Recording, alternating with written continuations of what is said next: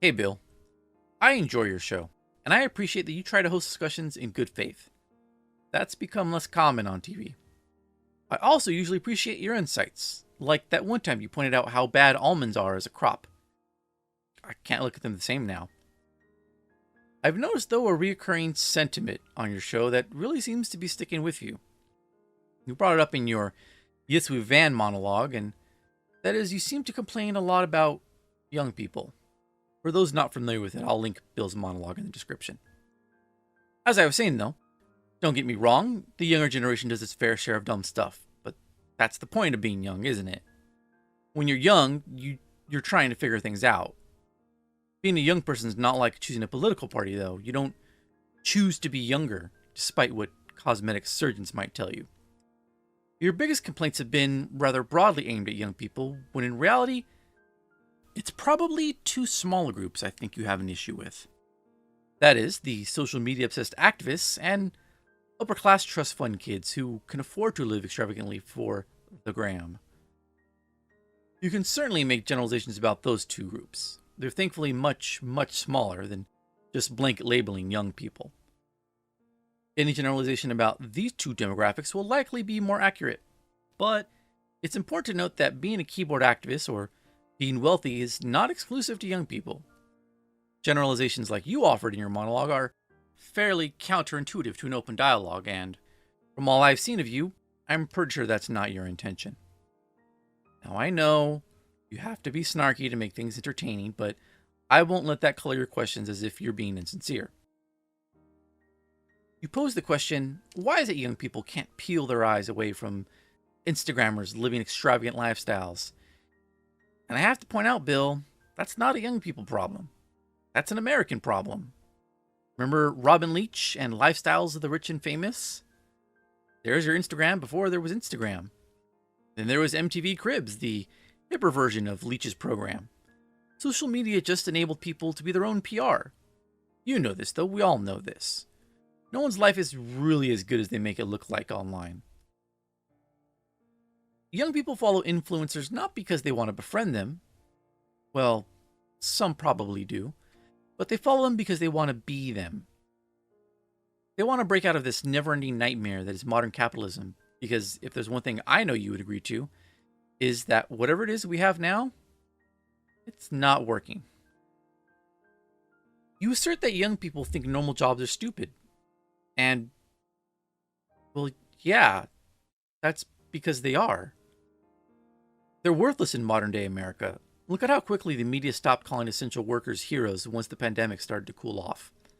Look at how grocery stores and other forward-facing jobs handle things like hazard pay and protective equipment for employees. There was a time, as I'm sure you witnessed, where someone could get a job out of high school and keep that job until retirement.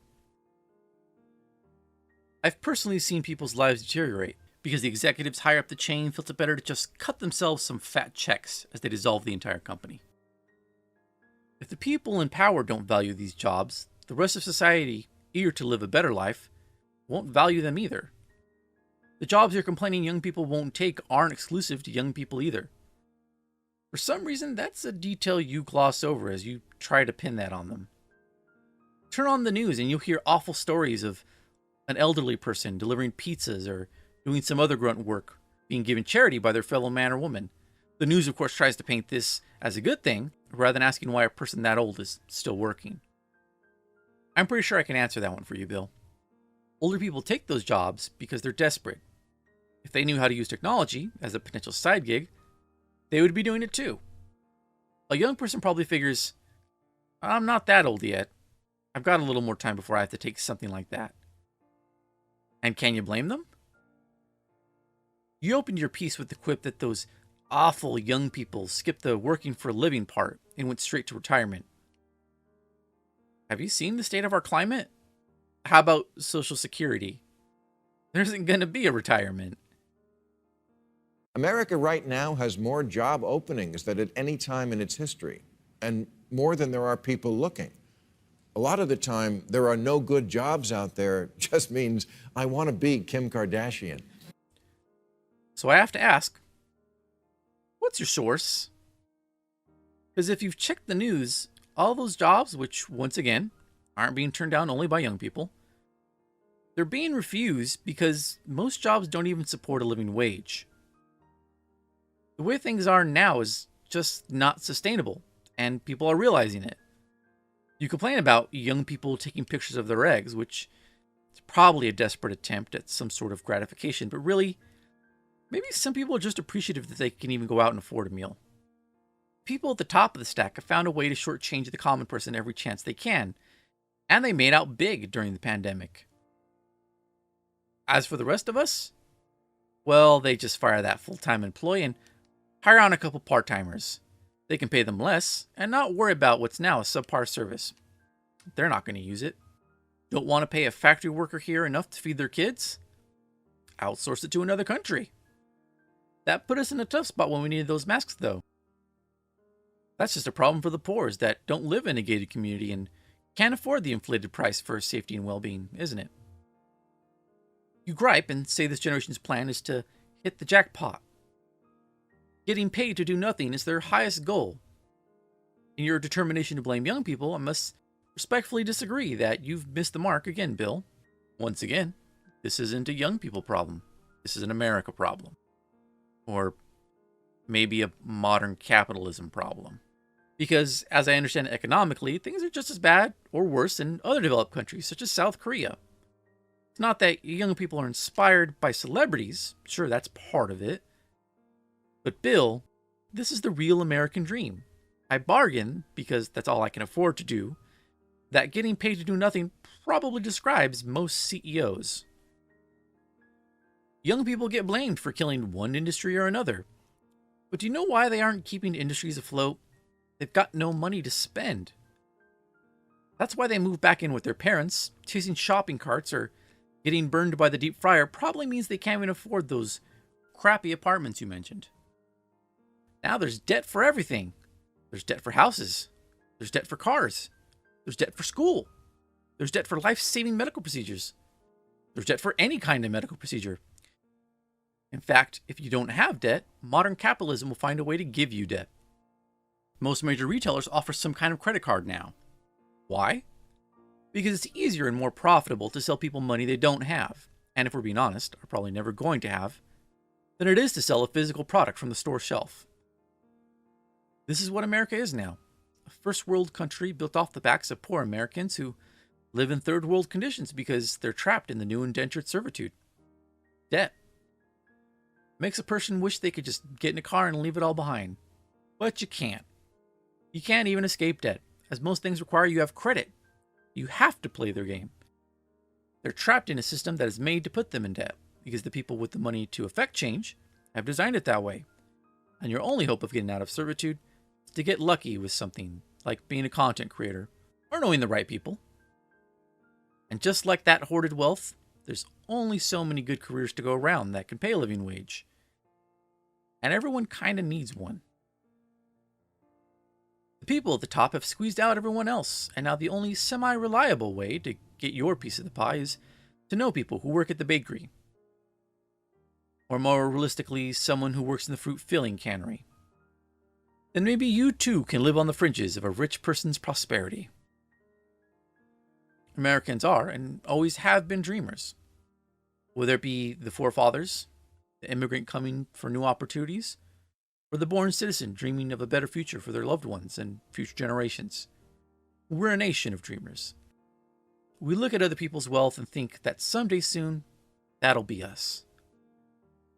But just like with credit cards, loans, debt, we've become the product. Whether you're posting yourself online or signing away your pennies to a credit company, we find that we don't really make anything anymore. When you're poor, you've not much else left to you but your dreams. So they sell us that too. The American dream. An idea to be sold so the rich can get richer and everyone else pays for it.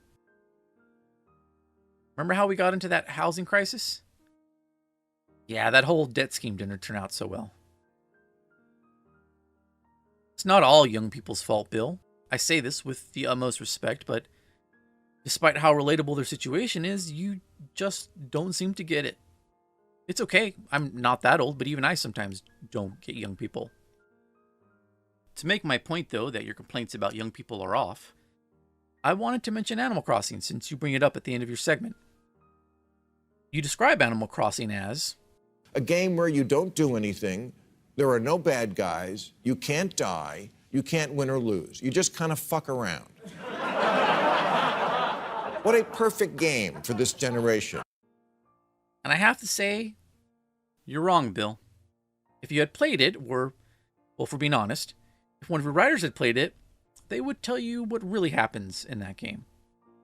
In Animal Crossing New Horizons, the player moves to an island where they build a community, make healthy friendships, are independently employed, buy various consumer goods and furniture, and of course, buy a house with no interest down. It's not that young people don't want these things, they do. They desperately want to. They would work hard to get them too, but they know it simply isn't possible anymore. The future's been traded away by those who made the rules and turned into an unwinnable situation economically. Since we're talking about video games, I'd like to make a reference I think you'll get, Bill. After our systems failed us during the pandemic and our so-called leaders just seemed to flourish, people are coming to the same conclusion as the computer at the end of war games. The AI, named Joshua, nearly throws us into thermonuclear war, but after running some simulations, it realizes that with mutually assured destruction, no one really wins, and everyone ends up a loser. Joshua retorts, "The only winning move is not to play." Afterwards, he asks if they can play chess instead.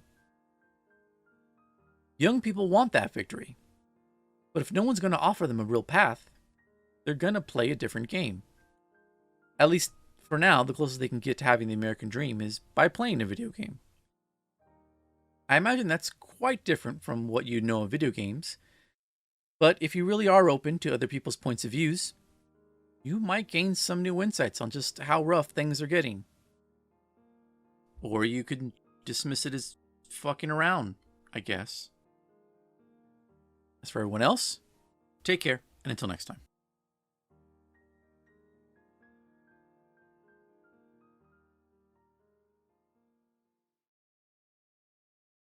How about a nice game of chess?